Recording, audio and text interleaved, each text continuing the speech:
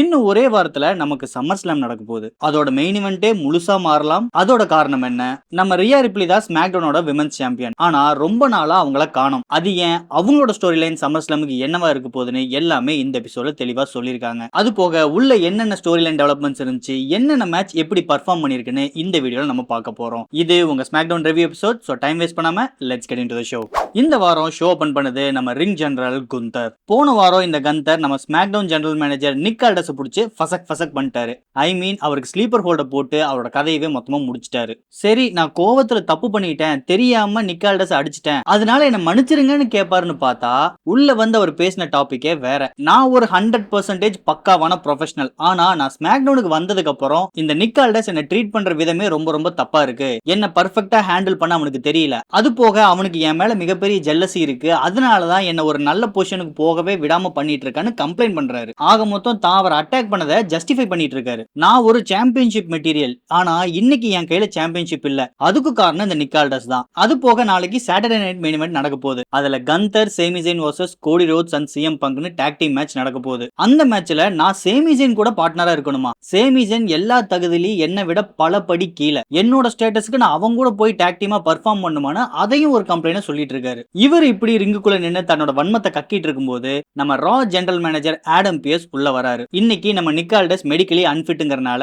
அவர் general manager உள்ள வரல. அவரை நம்ம ஆடம் பியர்ஸ் ரீப்ளேஸ் பண்ணிருக்காரு. உள்ள வந்த ஆடம் பியர்ஸ் அப்படியே கந்தரோட மூஞ்சியை பார்த்து, நீ நிக் ஆல்டஸ்க்கு பண்ணது அப்படியே ராக்கு வந்து எனக்கு நீ பண்ணிருந்தீனா இந்நேரம் நான் உன்னை ஃபயர் பண்ணிருப்பேன். ஆனா அந்த மனுஷன் உன்னை ஃபயர் பண்ணாம நாளைக்கு மேட்ச் ஸ்கெடியூல் ஆயிருக்கு, அது பக்காவா நடக்கணும், எந்த வகையான டிஸ்டர்பன்ஸ் இருக்க கூடாதுன்னு சொல்லி உன்னை மன்னிச்சு விட சொல்லி அந்த மனுஷன் கேட்டிருக்கான். அது மட்டும் இல்லாம அவன் உனக்கு சேமிஜன் கூட மேட்ச் கொடுத்துட்டானே தான் உனக்கு கோவம் வந்து அட்டாக் பண்ண. ஆனா அந்த மனுஷன் என்ன முழுசா சொல்ல வந்தான்னு கொஞ்சமாச்சு நீ கேட்டியா? அந்த மேட்சுக்குள்ள ஒரு ஸ்டிப்புலேஷன் இருக்கு. அதாவது நாளைக்கு நடக்கிற மேட்ச்ல நீயும் சேமிசைன்னு சேர்ந்து கோடி ரோட்ஸும் சிஎம் பங்கை தோக்கடிச்சீங்கன்னா நீங்க ரெண்டு பேருமே சம்மர் ஸ்லாம்ல அன்டிஸ்பியூட்டட் சாம்பியன்ஷிப் மேட்ச்க்குள்ள போயிருவீங்க. சோ சாதாரண மேட்ச் ஃபேட்டல் 4 வேவா மாறிடும்னு சொல்லி இப்பதான் அந்த ரூல்ஸே அவர் ஓபன் பண்றாரு. ஆக்சுவலா இது போன வாரம் நிக் ஆல்டஸ் சொல்லிருக்கணும். ஆனா சொல்றதுக்கு முன்னாடி நம்ம கந்தர் அவருக்கு தான் ஸ்லீப்பர் கோல் போட்டார்ல. இந்த ஸ்டிப்புலேஷனை பத்தி கேட்டோன்னே நம்ம கந்தருக்கு ஒரே சந்தோஷம், அப்படியே வாய் இந்த அளவுக்கு நீண்டுட்டு போகுது. ஆனா கந்தர் இப்படி ஹாப்பியா இருக்கிறத பார்த்து நம்ம கோடி ரோட் சும்மா இருப்பாரா?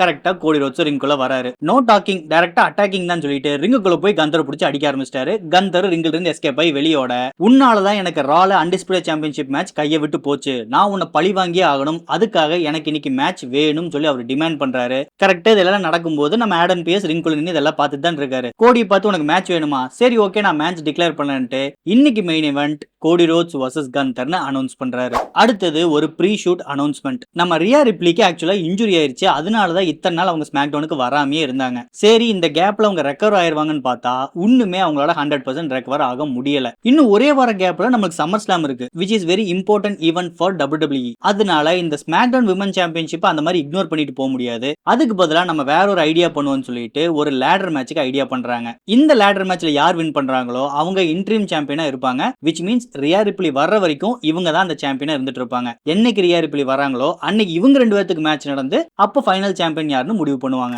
சிம்பிளா சொல்லணும்னா ரியா ரிப்ளி இல்லாதனால அவங்களுக்கு பதிலா ஒரு சப்ஸ்டிட்யூட் சாம்பியனை இவங்க உருவாக்குறாங்க. இதுக்கான குவாலிஃபயர் மேட்ச் இன்னைக்கு எபிசோட்லயும் அடுத்த வார எபிசோட்லயும் ஃபுல்லா நடக்கும். அதுல வின் பண்றவங்கள அந்த லேடர் மேட்ச்ல ஆட் பண்ணுவாங்க.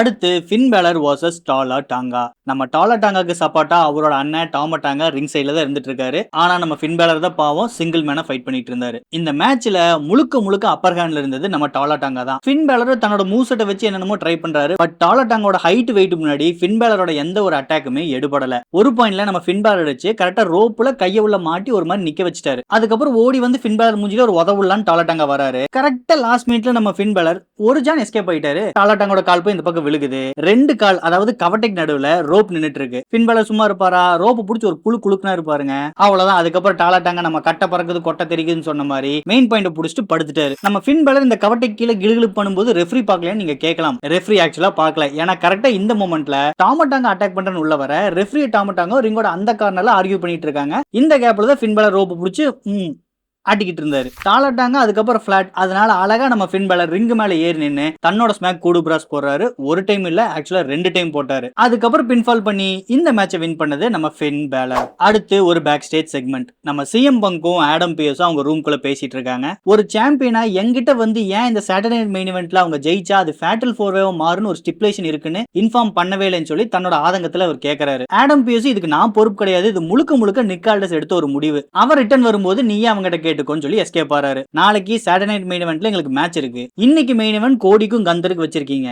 கந்தர் சும்மாவே அவனை ஃபோக்கஸ் பண்ணி அடிப்பான். நாளைக்கு மேட்ச்ல அதுவும் அந்த மாதிரி ஒரு ஸ்டிப்புலேஷன் இருக்கும்போது இன்னைக்கு கொண்டு போய் கோடி ரோட்ஸ் கிட்ட கொடுத்தீங்கன்னா அவனுக்கு கையில லட்டு கொடுத்த மாதிரி வாண்டடா அவனை அட்டாக் பண்ணி அவனை வீக் பண்ணிடுவான். நாளைக்கு டாக் டீம் மேட்ச் போகும்போது எனக்கு கோடி ரோட்ஸ் 100% இருந்தா தான் மேட்ச்ல பெர்ஃபார்ம் பண்ண முடியும், இல்லைன்னா அது அவங்களுக்கு அட்வான்டேஜா ஆயிரும்ல. இது எந்த வகையில கரெக்ட்னு கேட்க கோடி ரோட்ஸ் தான் இந்த மாதிரி மேட்ச் கேட்டா அதைத்தான் நான் அனௌன்ஸ் பண்ணேன், உனக்கு ஏதாச்சும் ஒரு பிரச்சனைனா போய் கோடி கிட்டே பேசிக்கன்னு சொல்றாரு. சிஎம் பங்கு சரி நானே போய் டைரக்டா கோடி கிட்ட பேசிக்கிறேன். திரும்ப பின்னாடி நம்ம டேமியன் பிரீஸ்ட் நின்னுட்டு இருக்காரு. புதுசா அன்டிஸ்பியூட்டட் சாம்பியனா மாறின சிஎம் பங்கு டேமியன் பிரீஸ்ட் தன்னோட வாழ்த்துக்களை சொல்றாரு. அதே மாதிரி சம்மர்ஸ்லாம் முடிஞ்சதுக்கு அப்புறம் நானும் அந்த டைட்டில் பிக்சரை நோக்கி வருவேன்னு ஒரு சின்ன வார்னிங் கொடுக்குறாரு. அடுத்து டிஃபனி ஸ்டாடன் vs ஜேசி ஜேம்ஸ் இன்ட்ரிம் சாம்பியன்ஷிப் குவாலிஃபயர். இந்த ஜேசி ஜேம்ஸ் வரும்போதே அவங்க கூட அந்த ஃபேட்டல் இன்ஃப்ளூயன்ஸ் டீம் மெம்பர்ஸ் இருக்காங்களா, அவங்க 2 பேரும் சேர்ந்து தான் வராங்க. மொத்தமா 3 பேரா வராங்க. உள்ள வந்தவங்க ஆக்சுவலா பெல் அடிக்கிறதுக்கு முன்னாடியே நம்ம டிஃபனி ஸ்டாடனை பிடிச்சி அட்டாக் பண்ண ஆரம்பிச்சிட்டாங்க. இப்போ டிஃபனியை காப்பாத்துறதுக்காக நம்ம ப்ரீ பெல்லாவும் பேஜ் உள்ள வராங்க. சோ இவங்க 2 பேரும் அவங்க 2 பேரும் சண்டை போட்டுக்கிட்டு பேக் ஸ்டேஜுக்கு போயிட்டாங்க. நீங்க கேட்கலாம் எதுக்குடா சம்பந்தமே இல்லாம ப்ரீ பெல்லாவும் பேஜும் வராங்க. ஏன்னா நாளைக்கு நடக்கக்கூடிய சாட்டர்டே நைட் மெயின் இவென்ட்ல இந்த Brie Bella and Paige vs Fatal Influence for women tag team championship match declare ஆயிருக்கு. சோ அதுக்கு லைட்டா ஒரு டீசர் கொடுக்குற மாதிரி இந்த மேட்ச்ல ஒரு சின்ன இன்டர்ஃபியரன்ஸ் வச்சிருக்காங்க, அவ்வளவுதான். ஓவரால் இது ரொம்பவே ஒரு நல்ல மேட்ச். நம்ம ஜேசி ஜேம்ஸ் அவங்களோட ஹீல் பர்சோனாக்கு ஏத்த மாதிரி எப்படி எல்லாம் ஆடியன்ஸ் கிட்ட மூஞ்சி காட்டி வெறுப்பேத்தணுமோ அந்த வேலையை கரெக்டா பண்ணிட்டு இருந்தாங்க. பட் என்ன இருந்தாலுமே டிஃபனி ஸ்டாடன் தான் நம்ம ட்ரிபிள் எச்சோட ஃபேவரட் பிளேயர். இதுல இருந்தே உங்களுக்கு தெரிஞ்சிருக்கும் இந்த மேட்ச்ல யார் வின் பண்ணிருப்பான்னு. அஃப்கோர்ஸ் தன்னோட ஸ்மாக் மூன்சால் போட்டு இந்த மேட்சை வின் பண்ணது நம்ம டிஃபனி ஸ்டாடன். அடுத்து Nia Jax vs Jade Cargill for interim championship qualifier. இந்த மேட்ச் ஸ்டார்ட் ஆகி வெறும் ஒரு 2 நிமிஷம் தான் இருக்கும். அதுக்குள்ள சார்லட் ஃபயர் உள்ள வந்து நம்ம ஜேட் கார்கில் அட்டாக் பண்ண ஆரம்பிச்சிட்டாங்க. ரெஃப்ரி கண்ணு முன்னாடி இப்படி அட்டாக் பண்ணும்போது உடனுக்குடன் அந்த மேட்ச் டிஸ்குவாலிஃபையும் ஆகுது. நம்ம ஜேட் கார்கில் தான் வின்னர்னு அனௌன்ஸ் பண்ணிட்டாங்க. அதுக்கப்புறம் வெளியிருந்து சேர் எடுத்து வந்து ஜேட் கார்கிலோட கையில மாட்டி விட்டு இவங்க எப்படி அலெக்சா பிளிஸ்க்கு கை உடைக்க ட்ரை பண்ணாங்களோ அதே மாதிரி ஒரு மூவ் செட்டுக்கு நம்ம சார்லட் ஃபயர் ட்ரை பண்றாங்க. பட் கரெக்டா அந்த சேரை உதைக்கும் போது ஜேட் கார்கிலோட டீம்மேட் 2 பேர் இருக்காங்களே அவங்க வந்து ஜேட் கார்கிலை காப்பாத்திட்டாங்க. இந்த கலவரம் நடந்துட்டு இருக்கும்போது நம்ம நயா ஜாக்ஸ் ரிங்குள்ள தான் இருக்காங்க. ஏன்டா உங்க பிரச்சனை இல்ல, நீ மேட்ச் இன்டர்ஃபியர் பண்ணி அவளை அட்டாக் பண்ண, அதனால அவ வின்னர்னு டிக்ளேர் பண்ணிட்டாங்க. சம்பந்தமே இல்லாம நான் ஜோக்கர் மாதிரி நின்னுட்டு இருக்கேன் போது நயா ஜாக்ஸ் சும்மா இருப்பாங்களா? அவங்க வந்து சார்லட் ஃபயர் அடிச்சிட்டு டப்புன்னு கிளம்பிட்டாங்க. இதுக்கப்புறம் அழகா நம்ம ஜேட் கார்கில் அவங்க ஃபேக்ஷன் அப்படியே ரிங்குள்ள வந்து சார்லட் ஃபயருக்கு தன்னோட ஸ்மாக் போட்டுட்டு கிளம்பிட்டாங்க. பேக் ஸ்டேஜுக்கு போன நயா ஜாக்ஸ் அதே கோவத்தோட போய் ஜெனரல் மேனேஜர் ஆடம் பேஸ் கிட்ட சண்டை போடுறாங்க. இவங்க 2 பேத்துக்குள்ள பிரச்சனை நடந்துட்டு இருக்கு. அவ உள்ள வந்து அட்டாக் பண்ணா அதனால மேட்ச் டிஸ்குவாலிஃபை ஆயிருச்சு, நான் வின்னர் இல்லைன்னு சொல்லிட்டாங்க.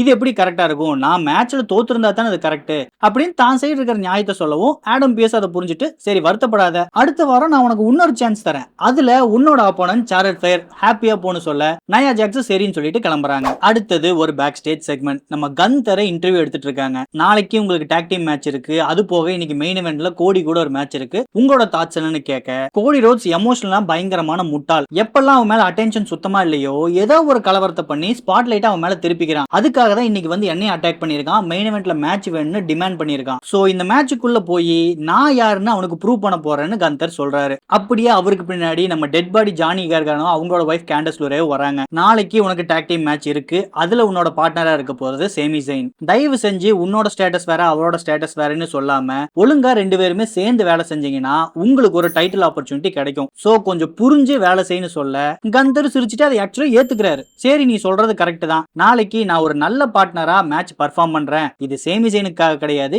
எனக்காகன்னு சொல்லிட்டு அவர் கிளம்புறாரு. இப்ப திடீர்னு நம்ம கேண்டஸ் லோரேவை பின்னாடி இருந்து வந்து ஒரு பர்சன் அட்டாக் பண்றாங்க. யாருன்னு பார்த்தா நம்ம பிளேக் மேன்ரோ. கேண்டஸ் லோரேவை பிடிச்சி நல்லா அடிச்சுட்டு அதுக்கப்புறம் அவங்க பக்கத்துல லைட்டா உட்காந்து என் பேரு பிளேக் மேன்ரோ, நான் ஸ்மாக்டவுனுக்கு புதுசா வந்திருக்கேன்னு ஒரு இன்ட்ரோடக்ஷன் கொடுத்துட்டு கிளம்புறாங்க. அட பாவீங்களா, இவங்களை இன்ட்ரிங்ல கொண்டு வந்து மேட்ச் கொடுத்து டேபியூ பண்ணுவீங்கன்னு பார்த்தா அதை பண்ணாம ஆரம்பத்துல இந்த லேடி வரப்போறாங்கன்னு சொல்லிட்டு ப்ரோமோவா கொடுத்துட்டு இருந்தீங்க.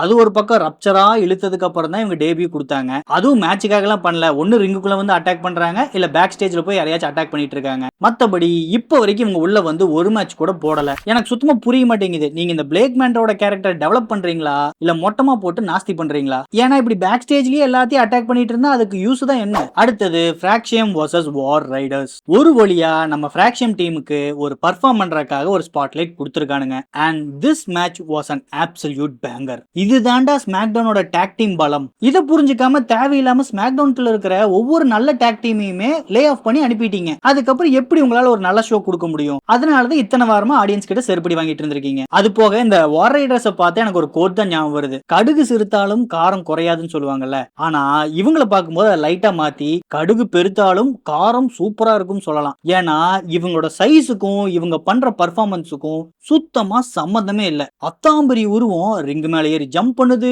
ஓடி வந்து எட்டி குதிக்குது, என்னென்னமோ பண்ணுது. அதுக்கப்புறம் இந்த ஃப்ரேசர் பையன், இவனுக்கு என்ன பிரச்சனை என்னால சுத்தமா கண்டுபிடிக்கவே முடியல. ஏன்னா சில வாரத்துக்கு முன்னாடி சோலோவா ஒரு மேட்ச் போட்டான். அந்த மேட்ச்ல இவன் சூசைட் டைவ் பண்ணும்போது கரெக்டா ரிங்குக்குள்ளே எட்டி குதிக்கிறான். கமெண்ட்ரி டெஸ்க்லயே போய் சங்கடிச்சு உயிர் தப்பிச்சான். சரி அதுக்கு மேல இந்த மிஸ்டேக்கை கரெக்ட் பண்ணிடுவான், ஒழுங்கா பர்ஃபார்ம் பண்ணுவான்னு பார்த்தா இந்த வாரம் அதே மாதிரி வேணும் எட்டி குதிக்கிறான், போய் சங்கிலியே மறுபடியும் அடி விழுகுது. டேய் ஃப்ரேசர், அந்த மூவ் பேரு சூசைட் டைவ்னு சும்மா தான் வச்சிருக்காங்க. நீ குதிக்கிறத பார்த்தா உண்மையிலேயே சூசைட் பண்ணிப்ப போல. செத்துக்கிட்டு தொலைஞ்சிராதற பக்கி உன்னை நம்பி ஆக்சியம் சொல்லிட்டு உன்னொருத்த சுத்திட்டு இருக்கான். அவனுக்காக வச்சு நீ கொஞ்ச நாள் உயிரோட இரு. முடிஞ்ச அளவுக்கு இந்த மாதிரி ரிஸ்கியான மூவ் செட்ல தவிர்த்துரு. என்னதான் நம்ம ஃபிராக்ஷன் அப்படி இப்படின்னு பர்ஃபார்ம் பண்ணி தன்னோட உயிரை கொடுத்து சண்டை போட்டாலும் அத தொண்டையிலேயே அடி வாங்குறாங்க, உயிரை கொடுத்துதான் சண்டை போட்டு இருந்தான். பட் நம்ம வார் ரைடர்ஸோட சைஸ் முன்னாடி இவங்களோட பர்ஃபார்மன்ஸ் எடுபடல. ஒரு பாயிண்ட்ல நம்ம வார் ரைடர்ஸ் இவங்க ரெண்டு பேர்த்தையும் பிடிச்சி முத்தி தன்னோட ஸ்மாக் போட்டு பின்ஃபால் பண்றாங்க. சோ இந்த மேட்சோட வின்னர் வார் ரைடர்ஸ். அடுத்து ஒரு பேக் ஸ்டேஜ் செக்மெண்ட். நம்ம சிஎம் பங்கும் கோடி ரோட்ஸும் ரூம்குள்ள பேசிக்கிறாங்க. நாளைக்கு நம்மளுக்கு ஆக்சுவலா மேட்ச் இருக்கு. சோ நம்ம அதுக்கு தான் ப்ரிப்பேர் ஆகணுமோ தவிர